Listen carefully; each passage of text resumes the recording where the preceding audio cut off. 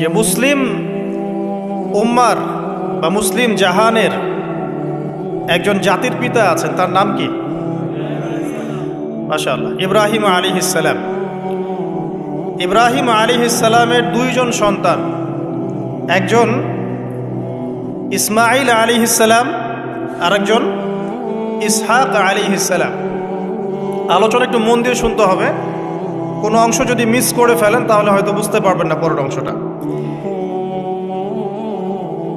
আবুল আম্বিয়া ওয়াল মুরসালিন, অর্থাৎ নবীগণের পিতা ইব্রাহিম আলাইহিস সালামের দুইজন সন্তান, একজন সন্তানের নাম ইসমাইল আলাইহিস সালাম, আরেকজনের নাম ইসহাক আলাইহিস সালাম। ইসমাইল আলাইহিস সালাম জন্ম নিয়েছেন হাজেরা আলাইহিস সালামের গর্ভে, আর হাজেরা আলাইহিস সালামকে রেখে আসা হয়েছে কোথায়? মক্কায়।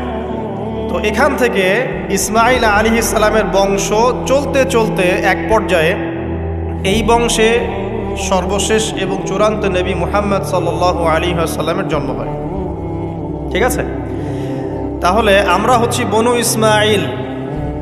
ইসমাইল আলাইহিস সালামের বংশের পুরো সিলসিলায় একজন নবী পাওয়া যায়, তিনি হচ্ছেন আমাদের নবী মুহাম্মদুর রাসূলুল্লাহ সাল্লাল্লাহু আলাইহি ওয়াসাল্লাম।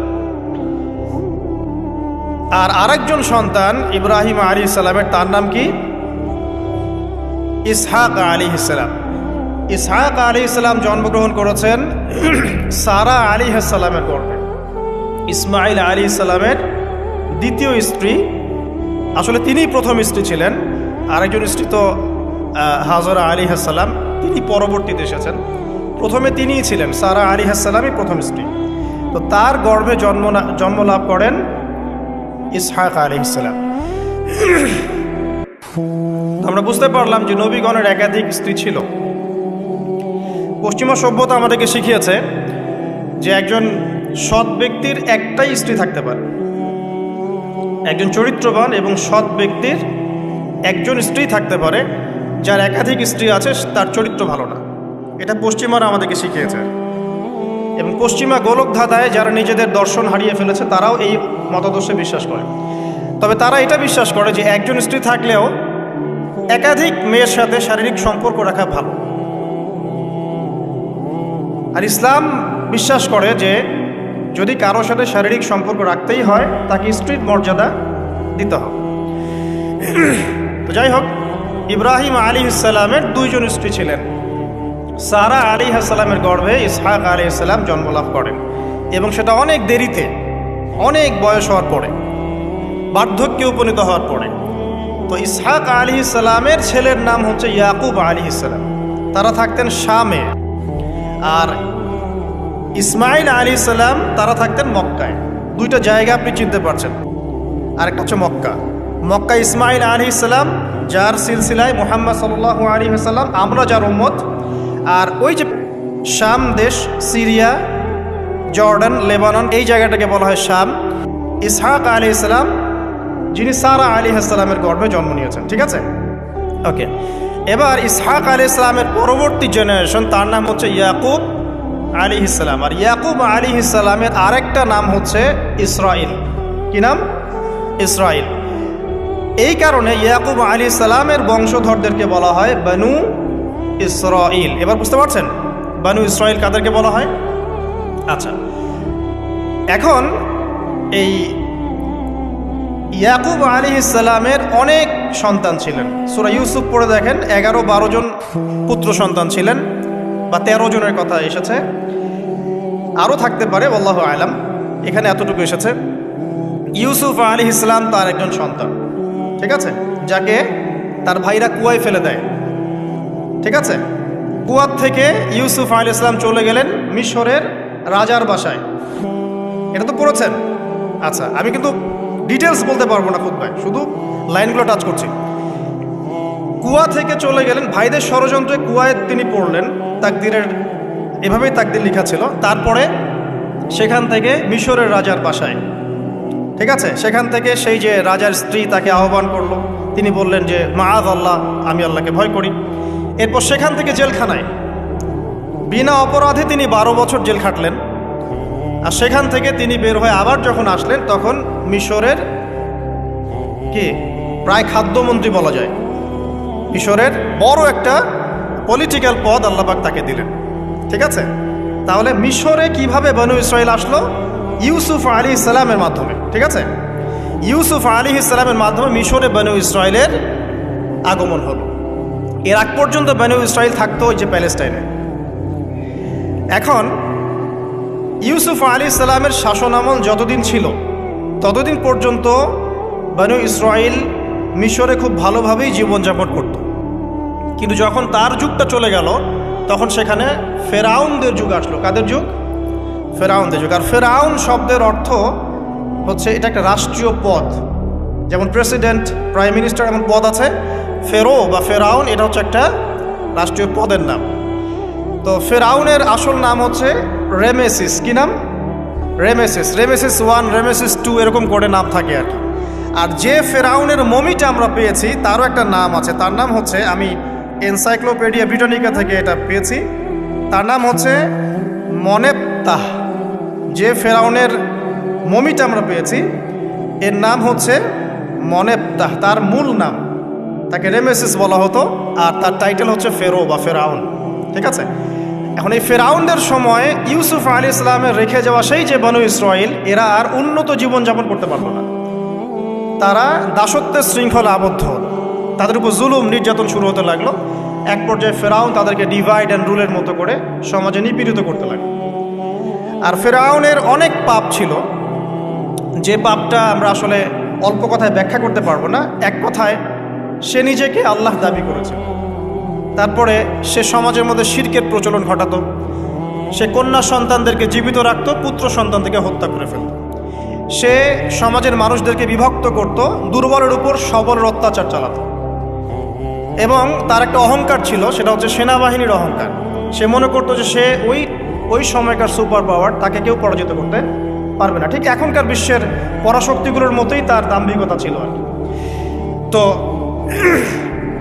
একটা কথা বলে নেই, এই ফেরাউন এবং মূসা আলাইহিস সালাম, এই ফেরাউন যখন বনু ইসরাইলকে নির্যাতন করতে লাগলো তখন আল্লাহ পাক একজন নবী পাঠালেন, তার নাম কি? মূসা আলাইহিস সালাম।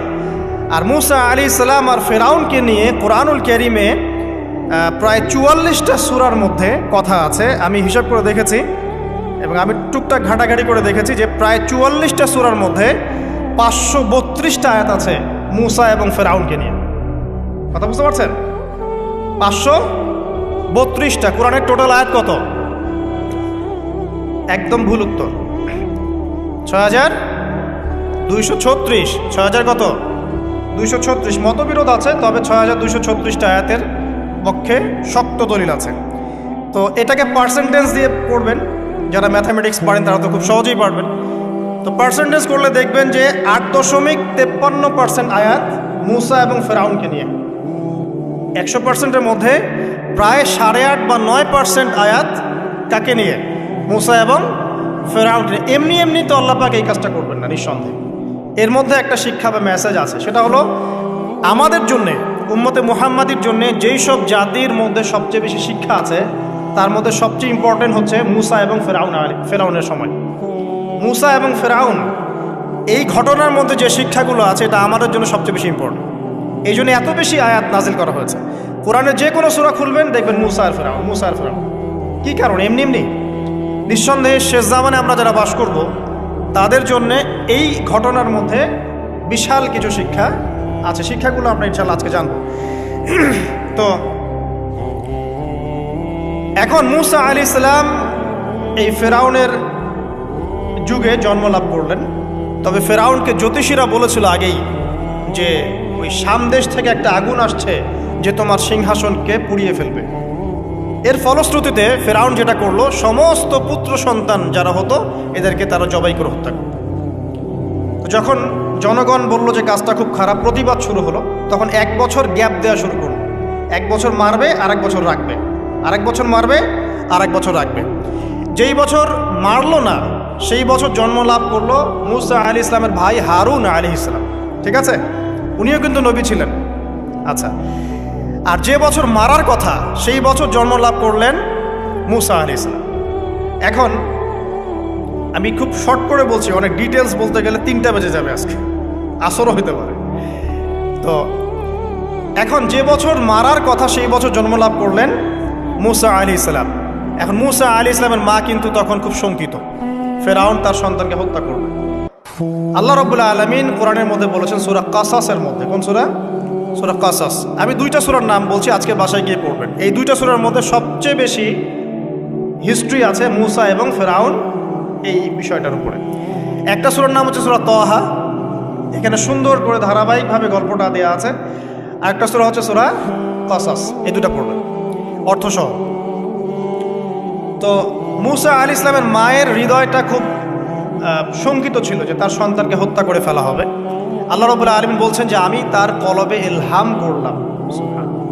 আল্লাহ পাক তার মায়ের কলবের মধ্যে ইলহাম, মানে কি? ইলহাম হচ্ছে আল্লাহর পক্ষ থেকে প্রত্যাদেশ না, ওহী না, কিন্তু একটা বুঝ বা একটা নূর, একটা তাজাল্লি, একটা বাসিরা ঢেলে দেওয়া।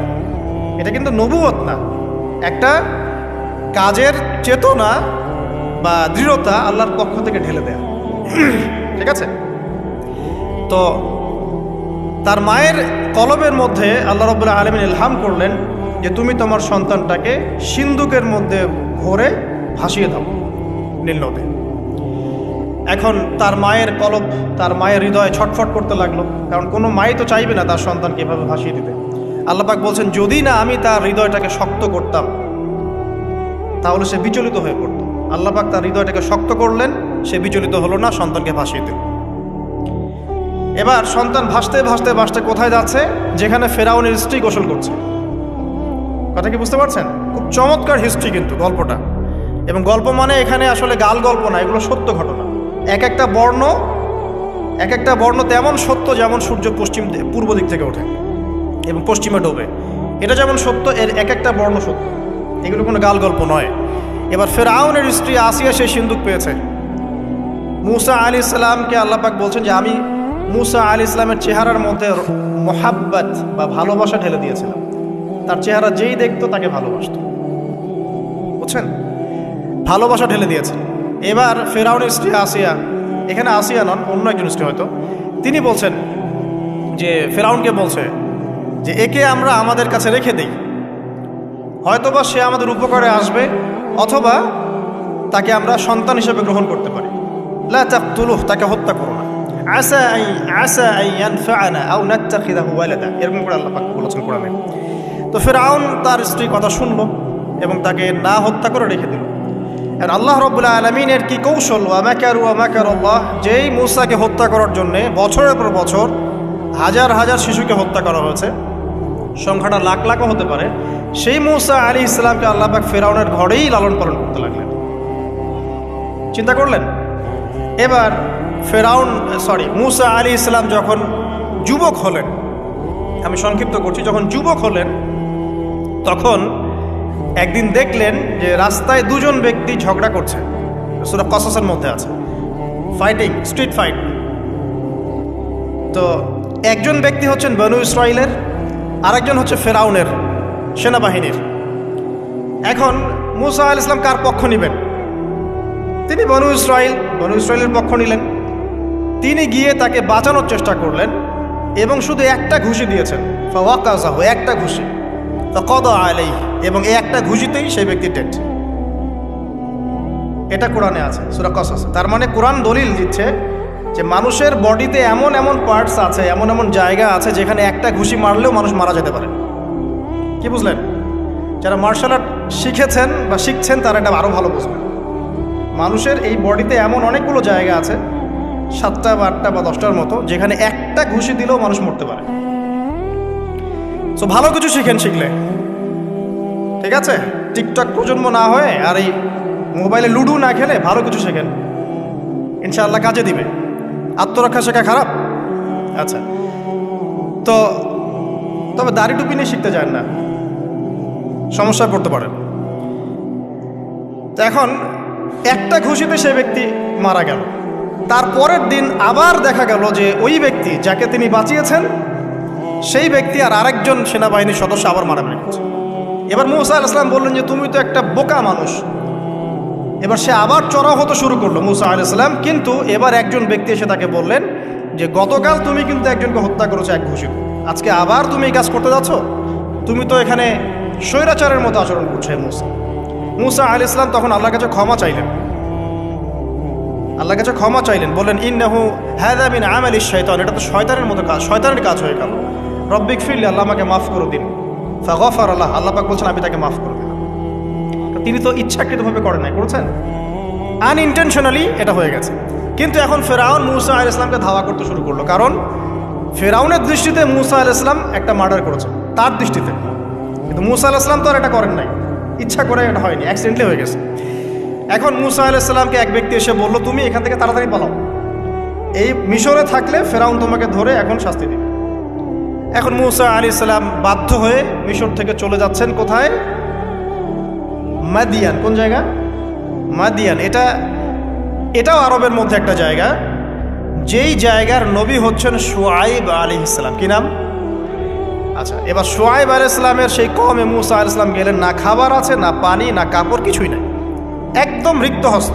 সেখানে গিয়ে তিনি দেখলেন যে এমনই একটা জলাশয়, হয়তোবা আল্লাহ ভালো জানেন, সেই জলাশয়ের কাছে কিছু মানুষ পানি পান করাচ্ছে গবাদি পশুদেরকে।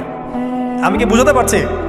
আচ্ছা, তো দূরে দুজন মেয়ে দাঁড়িয়ে আছে, এই দুজন মেয়ে অনেকক্ষণ থেকে দাঁড়িয়ে আছে, তারা পানি পান করাতে পারছে না।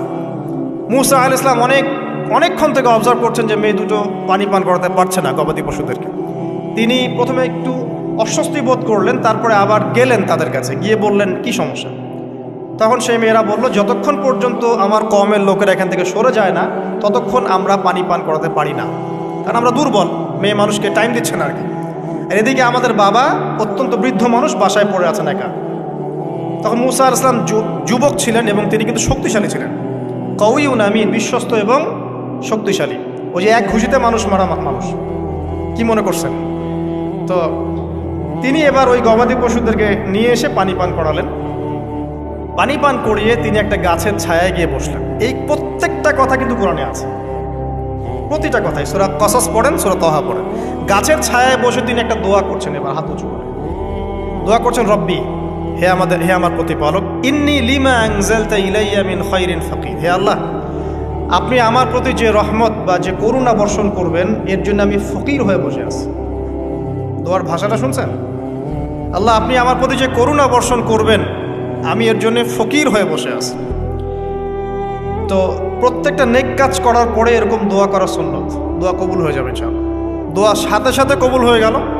এখন ওই দুইজন মেয়ের মধ্যে একজন মেয়ে হেঁটে হেঁটে আসছে, ওই মেয়ে কিভাবে হেঁটে এসেছে সেটাও কোরআন বলেছে, কিভাবে হেঁটে এসেছে সেটাও কোরআনে বলেছে সূরা কসাসের মধ্যে। সূরা কসাসে আল্লাহ পাক বলছেন ওই দুইজন মেয়ের মধ্যে একজন হেঁটে হেঁটে আসলো লাজুক পায়ে। কেমন পায়ে? লাজুক পায়ে, যেই চলাফেরা আপনি এখনকার মেয়েদের মধ্যে দেখতে পারবেন না। এখনকার মেয়েদের হাঁটার মধ্যে লজ্জা আছে, লজ্জাশীলতার সাথে লাজুক ভঙ্গিতে সেই মেয়ে হেঁটে হেঁটে আসলো। আল্লাহ পাক সেই কথাটাও কোরআনে বলেছেন। এখনকার যে পশ্চিমা সংস্কৃতির অনুকরণ করে যে মেয়েরা, এদের মধ্যে আপনি এই ভাবটা পাবেন। তাদের হাঁটা দেখলে আপনি মনে হবে লজ্জা আছে ভিতরে কোনো। এই বিষয়টা নিয়ে খুব ভাবছিলাম। দেখেন সূরা আরাফের মধ্যে আল্লাহ পাক বলেছেন শয়তান তোমাদের পিতা এবং মাতাকে জান্নাত থেকে বের করে দিয়েছে, তোমরা শয়তান সম্পর্কে সতর্ক থেকো। যখন জান্নাত থেকে বের হয়ে যাবেন তার আগে যখন তারা ওই যে গাছের কাছে গিয়েছেন, সর্বপ্রথম যে ঘটনা ঘটেছে সেটা হলো গায়ের কাপড় খুলে গেছে। আমার কথা বুঝতে পারছেন না? ওই ফলের কাছে যাওয়ার পর সর্বপ্রথম যে ঘটনা ঘটেছে জান্নাতে, নিজেদের গায়ের কাপড় খুলে গিয়েছে। এরপরে গাছের ছাল এবং গাছের যে বড় বড় পাতা জান্নাতের, এগুলো দিয়ে তারা লজ্জাস্থান ঢাকা শুরু করেছিলেন। এটাও কোরআনে আছে। এখন আল্লাহ পাক যখন নামিয়ে দিচ্ছেন দুনিয়াতে, আদম সন্তানদেরকে আল্লাহ পাক বলছেন যে তোমরা শয়তান সম্পর্কে সতর্ক থেকো, শয়তান কিন্তু তোমাদের পিতা মাতার কাপড় খুলে নিয়েছিল। কথা বুঝতে পারছেন? এখন খেয়াল করে দেখেন যে কাপড় খুলে নেওয়া দরকার হচ্ছে না, মানুষ অটোমেটিক কাপড় খুলে দিচ্ছে। কথা কি বুঝতে পারছেন? মনে করে একটা এক্সাম্পল দিই, আল্লাহ না করুক, ধর এই মাঠের মধ্যে 1 লক্ষ মানুষকে জড়ো করে এই মাঝখানে শহীদ মিনারের কাছে যদি আপনাকে কেউ জোর করে 10 জন মানুষ ধরে কাপড় খুলতে চায়, আপনার কেমন লাগবে? চিন্তা করেন, পুরুষ হিসেবে চিন্তা করেন, মহিলা কথা বাদ দেন। আপনি তো পুরুষ, আমাদের কি ভালো লাগবে? আমাদেরকে যদি বলে যে মেরে ফেলবো অথবা কাপড় খুলতে হবে, কোনটা নিবা? আপনি বলবেন হয়তো মারে ফেল, তাও ভালো, তাই না? তাহলে ওই মানুষদের কথা চিন্তা করেন যারা ইচ্ছায় স্বেচ্ছায় লক্ষ লক্ষ মানুষের সামনে কাপড় খুলে ফেলছে। কেউ বাধ্য করছে না, কোনোভাবেই কেউ বাধ্য করছে না, নিজের ইচ্ছায় পুরুষ না নারী কাপড় খুলে ফেলছে। মিউজিক ইন্ডাস্ট্রি বলেন, ফিল্ম ইন্ডাস্ট্রি বলেন, এই যে এখনকার যে শোজগুলো বলেন, হাওয়ায় তো মারতেছে দেশ এখন, তাই না? তো এই যে বিষয়গুলো দেখছেন, গেট আপ, ড্রেস কোড, মানুষ কি এটাকে জোর করে খুলে নিয়েছে গা থেকে? ইচ্ছা করে খুলে দিয়েছে। তাহলে এদের অবস্থান চিন্তা করেন যে এদেরকে কার সাথে তুলনা করবেন আপনি এখন? যদি বলেন পশুর সাথে, আমি বলবো তুলনা ঠিক হয়নি, কারণ কোনো পশু নগ্ন চলে না। চলে? কোনো পশু নগ্ন চলে না। তুলনা একটা জাতির সাথে করতে পারেন। ওই যে ব্রাজিলের আমাজন জঙ্গল আছে, ওখানে দেখবেন যারা সমাজ থেকে টোটালি ডিটাচড, জানে না কাপড় কেমন করে পরতে হয়, সভ্যতা কি, সংস্কৃতি কি, ন্যায় কোনটা অন্যায় কোনটা, ওদের গেট আপগুলো দেখবেন, এদের গেট আপগুলো দেখবেন সেম। তাহলে এদের আদর্শ কোথায়? আল্লাহ পাক সূরা আরাফে বলছেন, শয়তান থেকে সতর্ক থেকো, তোমাদের পিতা মাতার কিন্তু তারা কাপড় খুলে ফেলেছিল শয়তান, তোমাদের কাপড় যেন শয়তান খুলতে না পারে, আল্লাহ পাক সতর্ক করেছেন। আর এখন আপনি খেয়াল করে দেখবেন, জোর করে না, স্বেচ্ছায় মানুষ কাপড় খুলে ফেলছে, এবং তারা পুরুষ না নারী। তো যে জায়গায় আসছিলাম, ওই মেয়ের হেঁটে আসাটা আল্লাহ রাব্বুল আলামিন ব্যাখ্যা করেছেন। সেই মেয়ে, দুইজন মেয়ের একজন মেয়ে হেঁটে হেঁটে আসছে মূসা আলাইহিস সালামের কাছে লাজুক ভঙ্গিতে, লজ্জায় মুখ নত করে, লজ্জাশীলতার সাথে এসে বলছেন যে আমার বাবা আপনাকে ডাকছে। তার বাবাকে? শুআয়ব আলাইহিস সালাম, আমার বাবা আপনাকে ডাকছে। এবার তিনি গেলেন শুআয়ব আলাইহিস সালামের কাছে, গিয়ে তার কিসসা বা কাহিনীটা বললেন। শুআয়ব আলাইহিস সালামও কিন্তু একজন নবী এবং জবরদস্ত নবী। বলে রাখি, শুআয়ব আলাইহিস সালামের কওম সর্বপ্রথম সেই কওম যাকে ভূমিকম্প দিয়ে ধ্বংস করা হয়েছিল। সর্বপ্রথম পৃথিবীতে ভূমিকম্প দিয়ে যে কওমকে ধ্বংস করে দেওয়া হয়েছে সেটা হচ্ছে শুআয়ব আলাইহিস সালামের কওম। আর তিনটা বড় বড় ভূমিকম্প আমাদের সামনে অপেক্ষা করছে শেষ জামানায়। তিনটা হবেই, একটা পৃথিবীর পশ্চিম দিকে, একটা পৃথিবীর পূর্ব দিকে। আর পূর্ব দিক বলতে কিন্তু আমাদের দিক, Indonesia, Malaysia, Bangladesh, Pakistan, Sri Lanka, India, এই পুরো জায়গা হচ্ছে পূর্ব দিক। আর পশ্চিমা সভ্যতা তো বোঝেন, পশ্চিম কোন দিকে। আর একটা হবে পৃথিবীর মাঝখানে। মাঝখান কোনটা?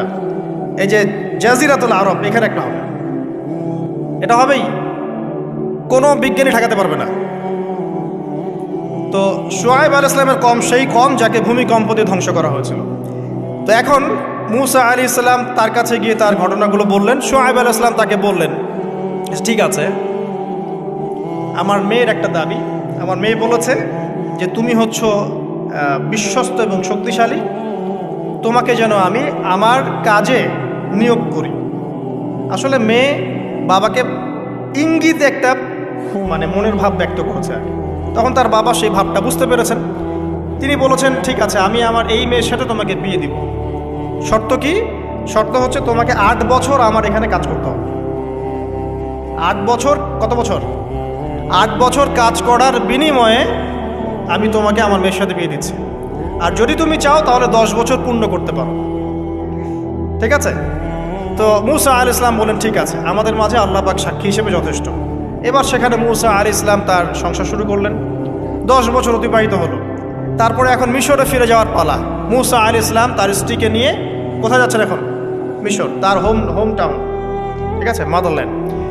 কিন্তু যাত্রা পথে তুয়া উপত্যকায় বিভিন্ন কিতাবে এসেছে তার স্ত্রীর প্রসব বেদনা শুরু হয়। তখন তিনি আগুন তালাশ করতে থাকেন। আগুন তালাশ করতে করতে আস্তে আস্তে তিনি এমন একটা জায়গার দিকে চলে যান, তুয়া উপত্যকায়, যেখানে দেখেন যে গাছের উপর আগুন জ্বলছে। এবং তখন আগুনকে ফলো করতে করতে হঠাৎ তিনি এক গায়েবী আওয়াজ শুনতে পান। আওয়াজটা হচ্ছে এমন, আমি একটু পড়ে শোনাই। আওয়াজটা হচ্ছে এমন যে, ইন্নী আনা রব্বুক ফাখলা'না আলাইক ইন্নাকা বিল ওয়াদিল মুকদ্দাসি তুয়া। এই আওয়াজটা আল্লাহ পাকের। কার আওয়াজ? সুবহানাল্লাহ। আল্লাহ পাক মূসা আলাইহিস সালামের সাথে কথা বলছেন এই জায়গায়। আল্লাহ পাক বলছেন, নিশ্চয়ই আমি তোমার রব, তোমার জুতা খুলে ফেলো, কারণ তুমি একটা পবিত্র উপত্যকায় আছো। চিন্তা করতে পারেন? ওয়া আনা ইখতারতুকা, এবং আমি তোমাকে বাছাই করেছি হে মূসা, ফাসতামি লিমা ইউহা, তুমি খুব মনোযোগ দিয়ে শোনো আমি তোমার কাছে যা ওহী করছি এটা মনোযোগ দিয়ে শোনো। ইন্নানি আনা আল্লাহ, নিশ্চয়ই আমি আল্লাহ। আল্লাহ বলছেন ইন্নানি আনা আল্লাহ, নিশ্চয়ই আমি আল্লাহ। লা ইলাহা ইল্লা আনা, আল্লাহ বলছেন আমি ছাড়া কোনো ইলাহ নেই। ফা'বুদনি, আমার ইবাদত করো। ওয়া আকিমিস সালাতা লিযিকরি, আমার স্মরণের জন্য সালাত কায়েম করো। ইন্নাস সাআতা লাআতিয়াতুন, নিশ্চয়ই কিয়ামত অবশ্যই আসবে। আকাদু উখফিহা, আমি এটাকে গোপন রেখেছি। লিতুজজা কুল্লু নাফসিন বিমা তাসআ, যাতে করে প্রত্যেক নফসকে তার প্রতিদান দেয়া যায়। ফালা ইয়াসুদ্দান্নাকা আনহা মান লা ইউমিনু বিহা ওয়াত্তাবা হাওয়াহু ফাতারদা, যারা প্রবৃত্তির অনুসরণ করে তারা যেন তোমাকে এই বিষয়টার প্রতি ঈমান আনা থেকে দূরে রাখতে না পারে। আল্লাহ পাক এই পর্যন্ত বললেন। এরপর আল্লাহ বলছেন ওয়ামা তিলকা বিয়ামিনিকা ইয়া মূসা, মূসা তোমার ডান হাতে এটা কি? মূসা আলাইহিস সালাম বলছেন যে ক্বালা হিয়া আসায়া, এটা আমার লাঠি। তার সাথে কি ছিল? একটা লাঠি। আতাওয়াক্কাউ আলাইহা ওয়া আহুশু বিহা আলা গনামি ওয়া লিয়া ফিহা মাআরিব উখরা, এই লাঠি দিয়ে আমি গাছের ডাল ছাঁটি, গবাদি পশুদেরকে চড়াই, এছাড়া আমি আমার বিভিন্ন কাজে লাঠি ব্যবহার করি। আল্লাহ পাক বলছেন ক্বালা আলকিহা ইয়া মূসা, মূসা এটা নিক্ষেপ করো দেখি, হাত থেকে ছুঁড়ে মারো। মূসা আলাইহিস সালাম ছুঁড়ে মারলেন। ফাআলকাহা, তিনি ছুঁড়ে মারলেন। ফাইদা হিয়া হাইয়াতুন তাসা, সাথে সাথে লাঠিটা ছোটাছুটি শুরু করলো সাপের মতো। অন্য সূরায় আছে এই দৃশ্য দেখার সাথে সাথে মূসা আলাইহিস সালাম উল্টা দিকে দৌড় দিয়েছিলেন। স্বাভাবিক, ভয় পাওয়া স্বাভাবিক। তো তখন আল্লাহ পাক বলেছিলেন যে তুমি ভয় পেও না, আমার কাছে নবীগণ ভয় পায় না। ঠিক আছে, অন্য সূরা এগুলো আছে, আমি শর্ট করে বলছি। এরপরে আল্লাহ পাক বললেন ক্বালা খুযহা ওয়া লা তাখাফ, তুমি এটাকে ধরো, এটাকে ভয় পেও না। সানুঈদুহা সিরাতাহাল উলা, তুমি ধরা মাত্রই সেটা আবার লাঠিতে রূপান্তরিত হবে। আরেকটা কাজ করো, ওয়াদমুম ইয়াদাকা ইলা জানাহিক, তোমার হাতটাকে বগলের নিচে নিয়ে যাও। তাখরুজ বাইদা মিন গায়রি সু, এটাকে বের করো, তারপর দেখবে এটা স্বচ্ছ আলো প্রদান করবে। সুবহানাল্লাহ, বগলের মধ্যে হাত নিয়ে আসো, হাতটাকে বের করো, দেখবে হাত থেকে স্বচ্ছ আলো বের। এই দুইটা মুজিজা আল্লাহ পাক তাকে দিলেন। আয়াতুল উখরা, এটা আরেকটা নিদর্শন। তো এখানে কি হলো? মূসা আলাইহিস সালাম নবুয়ত পেলেন। Shortcut key? মূসা আলাইহিস সালাম কি পেলেন? নবুয়ত পেলেন। নবুয়ত পাওয়ার সাথে সাথে আল্লাহ পাক তাকে দুটো মুজিজা দিলেন। একটা হচ্ছে লাঠি, আর একটা কি? হাত বগল থেকে বের করলেই কি হবে? আলো বের হয়ে যাবে। এবার তার ডিউটি কি? আল্লাহ পাক ডিউটি দিচ্ছেন তাকে যে ইযহাব ইলা ফিরআউন ইন্নাহু তাগা, এবার তোমার কাজ হচ্ছে তুমি ফেরাউনের কাছে যাবে, কারণ ফেরাউন সীমা লঙ্ঘন করেছে। তখন মূসা আলাইহিস সালাম বললেন রব্বি ইশরাহ লি সদরি, আল্লাহ আমার বক্ষটাকে প্রশস্ত করে দিন।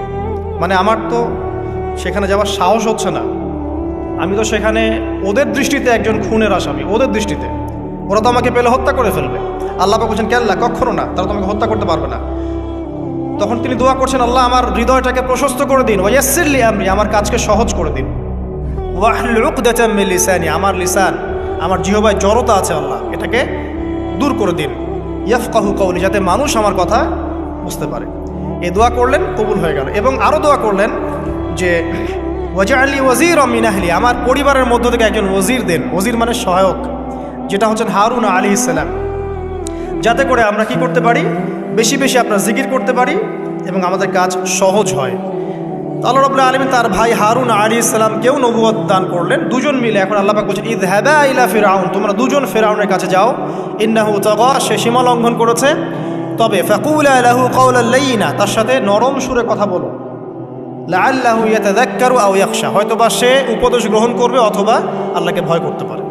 তো ডিউটি দেয়া হলো যে তোমাদের কাজ এখন এটা, এবং তোমাদের ভয় পাওয়ার কোনো কারণ নাই, সে তোমাদের কোনো ক্ষতি করতে পারবে না। তার কাছে যাও, মুজিজা দেখাও, আল্লাহর দিকে দাওয়াত দাও, লা ইলাহা ইল্লাল্লাহ। যদি সে দাওয়াত কবুল করে আলহামদুলিল্লাহ, যদি না করে তাহলে আমি আল্লাহ তার জন্যে যথেষ্ট। এবার শর্ট করে নিয়ে আসি, মূসা আলাইহিস সালাম সেখানে গেলেন, যাওয়ার পরে ফেরাউনকে দাওয়াত দিলেন।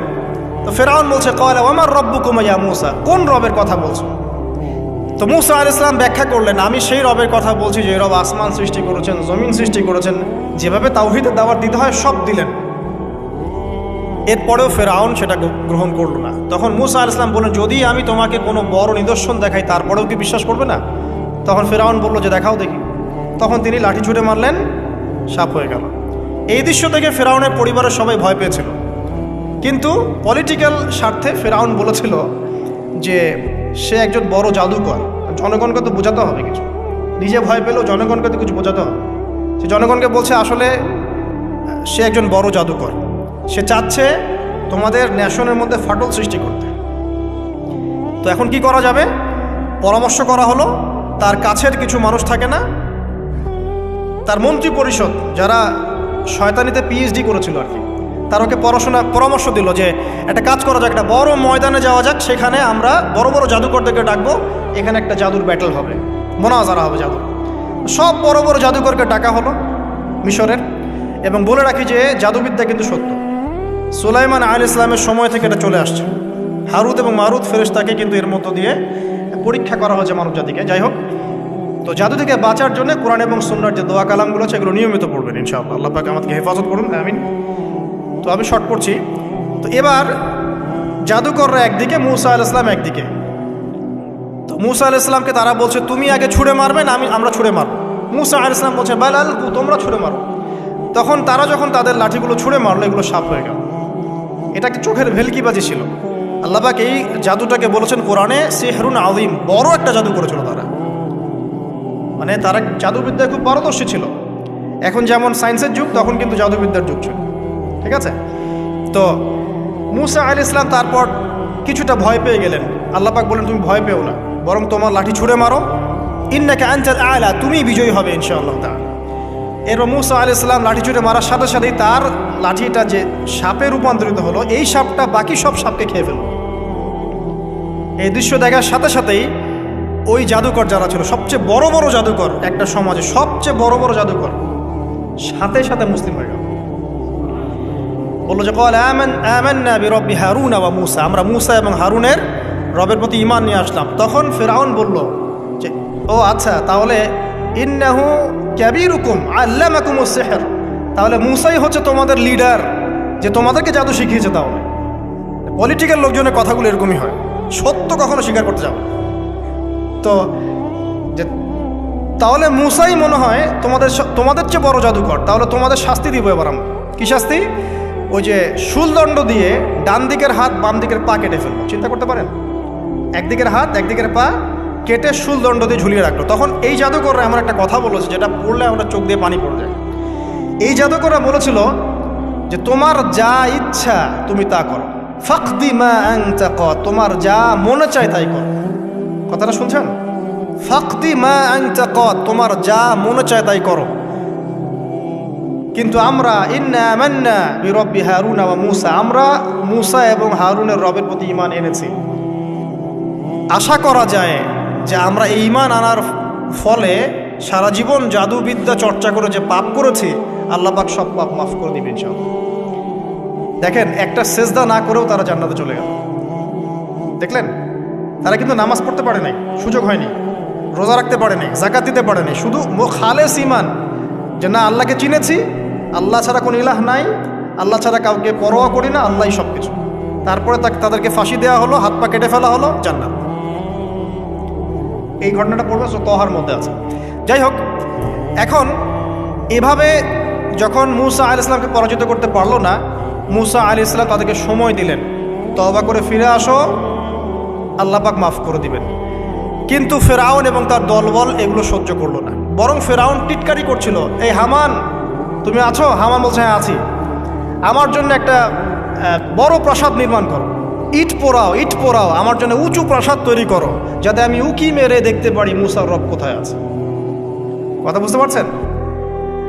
আমার কাছে মনে হয় হয়তোবা, আল্লাহু আ'লাম, হয়তোবা এই আয়াতটা মিশরের পিরামিডের দিকে ইঙ্গিত করছে, হয়তোবা, আমি জানি না সঠিক, আমি মানে 100% নিশ্চিতভাবে বলতে পারবো না, কিন্তু আমার কাছে মনে হয় হয়তোবা এটা সেই সময়কারই ঘটনা, যে হামান ইট পোড়াতে থাকো, ইট এবং পাথর পোড়াও, উঁচু উঁচু উঁচু একদম সর্বোচ্চ কিছু তৈরি করো, প্রাসাদ তৈরি করো, যাতে করে আমি তার উপরে উঠে মূসার ইলাহকে দেখতে পারি। এটা কার কথা ছিল? ফেরাউনের। এটা করাও হয়েছে। এরপরে 9টা আযাব আল্লাহ পাক দিয়েছেন। কয়টা? 9টা। একবার সতর্ক করা হয়, যদি না শোনে আল্লাহ পাক আযাব দিলেন রক্তের, সমস্ত পানি রক্ত হয়ে গেল। এবার ফেরাউন এবং তার লোকজন এসে বলে আমরা তওবা করব, মূসা তুমি দোয়া করো আল্লাহর কাছে, আল্লাহ যেন সরিয়ে দেয়। মুসা আলাইহিস সালাম দোয়া করেন, আযাব সরে যায়, তারা আবার নাফরমানি শুরু করে। কথা বুঝতে পারছেন? তারপরে আযাব আসলো ব্যাঙের, সবখানে ব্যাঙ দিয়ে ভর্তি। তারপরে আবার তওবা করার প্রত্যয় ব্যক্ত করলো, তওবা করলো না, আবার আযাব। এরপরে আযাব উকুনের, কিসের? উকুন। এভাবে একটা একটা করে আসতে থাকলো। এবার প্লেগ, তারপর ফড়িং। প্লেগ এমনভাবে এসেছিল যে একদিনেই 70,000 মানুষ মারা গেছে। এভাবে 9টা আযাব আল্লাহ পাক দিলেন, কিন্তু ফেরাউন কিছুতেই ঈমান আনলো না। এবার সবশেষ পালা। সর্বশেষে মুসা আলাইহিস সালাম বললেন যে বনু ইসরাইলকে আমার সাথে যেতে দিবা কিনা সেটা বল। তো এখন যেহেতু অনেক মানুষ মারা যাচ্ছে প্লেগে, সবশেষে গিয়ে মুসা আলাইহিস সালামের কাছে ফেরাউন এবং তার এই যে হামান, কারুন, যারা ছিল, এরা নমনীয় হলো এবং বলল, ঠিক আছে, তোমরা বনু ইসরাইলকে নিয়ে এখান থেকে বের হয়ে যাও, মিশরে আমরা আর কোনো আপদ চাই না, তোমরা চলে যাও এখান থেকে। এবার যখন মুসা আলাইহিস সালাম এবং বনু ইসরাইল এখান থেকে বের হয়ে যাচ্ছেন, বলা হচ্ছে তাদের সংখ্যা ছিল প্রায় 30 লক্ষ, কেউ বলেছেন 40 লক্ষ। সংখ্যাটা ফ্যাক্ট না। বনু ইসরাইলের একটা বড় কম ছিল, 10 থেকে 20% মানুষ মিশরের বনু ইসরাইল ছিল। তারা এখন বের হয়ে যাচ্ছেন রাতের অন্ধকার শেষ হয়ে ফজরের সময়। ফেরাউনের মাথায় আবার শয়তানি চাপলো। সে বলল, না, এদেরকে যেতে দেওয়া যাবে না, যদি চলে যায় ওখানে গিয়ে যদি বিদ্রোহ করে আমাদের উপর হামলা করে। কি করণীয়? ফুল ফোর্স নিয়ে, তার যত সেনাবাহিনী ছিল সমস্ত সেনাবাহিনী নিয়ে ফেরাউন মুসা আলাইহিস সালাম এবং তার কওমকে ধাওয়া করা শুরু করলো পিছন থেকে। এবার মুসা আলাইহিস সালাম যাচ্ছেন, তার কওমকে সাথে নিয়ে, সামনে পড়ে গেল লোহিত সাগর। কোন সাগর? লোহিত সাগর। আর পিছনে ফেরাউনের বাহিনী। এরকম একটা অবস্থায় মুসা আলাইহিস সালামের কওমের কিছু মানুষ বলেছিল, ইন্না লামুদরাকুন, হে মুসা, আমরা তো ধরা পড়ে গেলাম, আমরা তখন যেতে পারবো না, সামনে সাগর, পিছনে ফেরাউন। এই সময় মুসা আলাইহিস সালাম একটা কথা বলেছিলেন, এই কথাটা যে বলতে পারবে বিপদের সময়, আল্লাহ পাক তার সাথে থাকবেন ইনশাআল্লাহ। মুসা আলাইহিস সালাম বলেছেন কাল্লা, ওইরকম একটা অবস্থা তিনি বলছেন কাল্লা, কখনো নয়। ইন্না রব্বি মাইয়া সাইয়াহদিন, আমার রব আমার সাথে আছেন, তিনি আমাকে পথ দেখান। কথা বুঝতে পারছেন? ব্যাস, আল্লাহ পাকের সাহায্য নেমে আসলো। তিনি বললেন, লাঠি ছুঁড়ে মারো। লাঠি ছুঁড়ে মারার সাথে সাথেই একটা দুইটা না, 12টা রাস্তা হয়ে গেল, পানি ভেদ করে, সাগর ভেদ করে। আর এই 12টা রাস্তা দিয়ে, এটা কোনো গাল গল্প নয়, 12টা রাস্তা দিয়ে বনু ইসরাইলের 12টা দল চলে গেল, পার হয়ে গেল। আর ফেরাউন এটা অবাক হয়ে দেখছে। এক পর্যায়ে সেও সিদ্ধান্ত নিল যে আমিও আমার ফোর্স নিয়ে ধাওয়া করব। এই যে সে নামলো লোহিত সাগরের, সাথে সাথে পানি আবার আগের জায়গায়। এক মুহূর্তের মধ্যে, মানে একদিনে পুরো ফেরাউন এবং ফেরাউনের যত সেনাবাহিনী আছে একদিনের মধ্যেই শেষ, পৃথিবী থেকে চিরবিদায়। আল্লাহ পাক এত চমৎকার করে কথাটা বলেছেন, কাম তারাকু মিন জান্নাতি ওয়া উয়ুন, তারা কতই না বড় বড় জান্নাত, মানে বাগান এবং প্রশ্রবণ পার হয়ে চলে গেল। কুনুজি ওয়া মাকামিন কারীম, কত সুন্দর সুন্দর জায়গা তারা ছেড়ে দিয়ে চলে গেল। এবং তারা ধাওয়া করতে লাগলো ফেরাউন মুসার বাহিনীকে। যখন তারা ডুবে গেল, ফামা বাকাত আলাইহিমুস সামাউ ওয়াল আরদ, তাদের জন্য আসমান এবং জমিনের কোনো সৃষ্টি এক ফোঁটা চোখের পানিও ফেলে না। এটা আপনি সূরা দুখানের মধ্যে পাবেন, আরও বিস্তারিত আছে। তো এই যে ঘটনাটা ঘটেছে, এই ঘটনাটা ঘটেছে মুহররম মাসের 10 তারিখে। কয় তারিখে? এই হচ্ছে সেই ঘটনা যার স্মরণে আমরা মুহররম মাসের 10 তারিখে সওম রাখি। কথা কি বুঝতে পারছেন?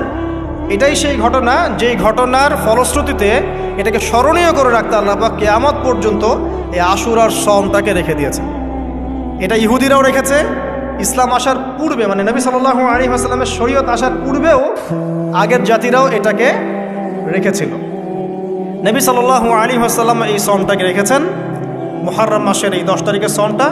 এবং তিনি বলেছেন যে আমি আশা করি এই সওম রাখার ফলে 1 বছরের গুনাহ আল্লাহ পাক মাফ করে দিবেন। এবং একজন সাহাবী এসে জিজ্ঞাসা করছিলেন যে কোন মাসের রোজা রমাজান মাসের পরে সর্বোত্তম। নবী সাল্লাল্লাহু আলাইহি ওয়াসাল্লাম বলছেন রমাজান মাসের পর সর্বোত্তম সওম হচ্ছে মুহররম মাসের সওম। 3-4টা বিষয় নবী সাল্লাল্লাহু আলাইহি ওয়াসাল্লাম কখনো ছাড়তেন না। ফজরের আগের 2 রাকাত সুন্নাত, মাসের 3 দিন রোজা রাখা, আইয়ামে বীজের, তারপরে আপনার আরাফার সওম এবং এই যে মুহররম মাসের সওম। এই সওমগুলো নবী সাল্লাল্লাহু আলাইহি ওয়াসাল্লাম কখনো ছাড়তেন না। আরও এসেছে একটা বর্ণনা, আমি এটা পেয়েছি ফয়জুল কালামের মধ্যে, যে আশুরার সওম রাখার পাশাপাশি ওই দিন যদি আপনি পরিবার বর্গের উপর খরচ করেন, ইনশাআল্লাহ আপনাকে সারা বছর আল্লাহর পক্ষ থেকে রিজিকের প্রশস্ততা দেওয়া হবে ইনশাআল্লাহ। তো পরিবার বর্গের প্রতি আপনি খরচ করতে পারেন। এখন এই যে ঘটনা দেখেন, এই ঘটনার মূল পিছনে গল্প কি? জালেমের ধ্বংস, মাজলুমের মুক্তি, তাই তো? জালেমের ধ্বংস, মাজলুমের মুক্তি, এটাকে স্মরণীয় করে রাখার জন্যে আল্লাহ রাব্বুল আলামিন এই আশুরার সওমটাকে রেখেছেন। নবী সাল্লাল্লাহু আলাইহি ওয়াসাল্লাম বলেছেন যে একদিন রাখে, 10 তারিখে সওম রাখে, আমি যদি বেঁচে থাকি ইনশাআল্লাহ আগামী বছর 9 তারিখ বা তার পরে, একদিন আগে বা একদিন পরে আমি সওম রাখবো। কোনো বর্ণনা এসেছে একদিন আগে 9 তারিখে সওম রাখবো। তো আমরা দুটো রাখার চেষ্টা করবো। কয়টা? দুটো, হয় 10, হয় 9-10 অথবা 10-11 ইনশাআল্লাহ। আশা করো যে 1 বছরের গুনাহ আল্লাহ পাক মাফ করে দেবেন ইনশাআল্লাহু তাআলা।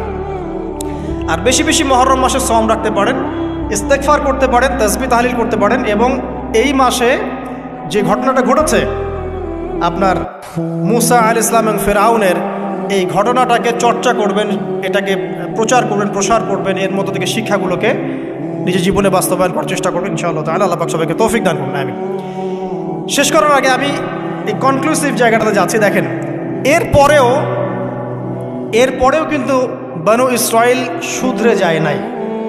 তারা চোখের সামনে দেখলো যে ফেরাউন ডুবে মরল, তারা পার হয়ে গেল। ঠিক পার হয়ে যাওয়ার পরেই অল্প কয়েকদিনের ব্যবধানেই তারা বাছুর পূজা শুরু করেছে। কি পূজা? সামেরি নামক একজন ব্যক্তি সোনা দিয়ে একটা মানে গরুর মূর্তি করেছিল, এই মূর্তি পূজা তারা শুরু করেছে এই মুক্তির মাত্র কয়েকদিন পরে। এটা সেই বনু ইসরাইল। তারপরে যখন মুসা আলাইহিস সালাম তাদেরকে রেখে গিয়েছেন তুর পাহাড়ে আল্লাহর সাথে একান্ত সাক্ষাতের জন্য, কথাবার্তা বলার জন্য, তাওরাত আনার জন্য, এই 40 দিনের ব্যবধানেই তারা আবার শিরক করা শুরু করেছে।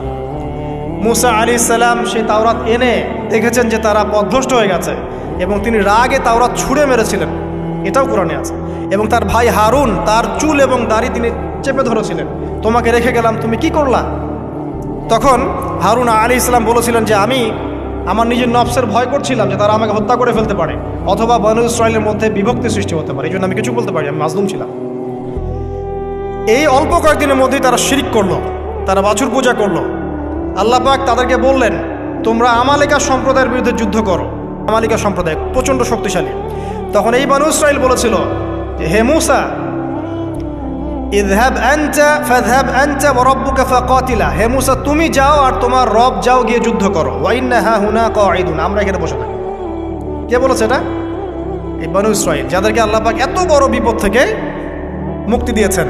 তারপরে তাদেরকে মান্না এবং সালোয়া খাওয়ার পাঠানো হচ্ছে, এই খাওয়ার পর্যন্ত তাদের ভালো লাগছে না। তারা বলছে হে মুসা, আল্লাহকে বলো আল্লাহর জন্য আমাদেরকে যে পেঁয়াজ, এই যে রসুন, ডাল, মসুর এগুলো উৎপন্ন করার তৌফিক দেন। চিন্তা করতে পারেন এরকম। এরপরে তারা আবার বললো একদল মানুষ বনু ইসরাইলের, আল্লাহকে সামনে এনে হাজির করে দাও, না হলে বিশ্বাস করবো না। তারপর এরকম 70 জন মানুষকে বাছাই করে মুসা আলাইহিস সালাম নিয়ে গেলেন তুর পাহাড়ে। আল্লাহ পাক ওদেরকে মৃত্যু দিয়েছেন, আবার জীবিত করেছেন। মানে এরপরে তারা এত বেশি সীমা লঙ্ঘন করা শুরু করলো যে তারপর তারা আবার অধঃপতনের অতল তলে চলে গেল। কথা বুঝতে পারছেন? 40 বছর পর্যন্ত তিহ নামক জায়গায় খালি ঘুরতেই ছিল। সকালবেলা যাত্রা শুরু করে, সন্ধ্যায় থেকে আবার সে জায়গায় ফিরে আসছে। এভাবে 40 বছর। কতদিন? 40 বছর। তারপর মুসা আলাইহিস সালাম ইন্তেকাল করলেন, এবং মুসা আলাইহিস সালামের কবর আমাদের নবী সাল্লাল্লাহু আলাইহি ওয়াসাল্লাম দেখিয়ে দিয়েছেন যে ওই যে লাল ডিবি দেখা যায়, ওই লাল ডিবির উপরে মুসা আলাইহিস সালামের কবর আছে। মুসা আলাইহিস সালামের পরে ওই যে অমীমাংসিত যুদ্ধ আমালিকা সম্প্রদায়ের সাথে, এটার বাস্তবায়ন করেছেন পরবর্তীতে ইউশা বিন নুন নামে একজন নবী। কি নাম? ইউশা বিন নুন। তার নেতৃত্বে তালুত নামক সেনাপতি এই যুদ্ধের নেতৃত্ব দেন, এবং ওদের দলের মধ্যে ছিল বড় যোদ্ধা, তার নাম জালুত। এটা সূরা বাকারার মধ্যে পাবেন। আর এই তালুতের আন্ডারে ছিল দাউদ আলাইহিস সালাম, যিনি তীর নিক্ষেপ করেছিলেন আর জালুতের চোখে গিয়ে লেগেছে।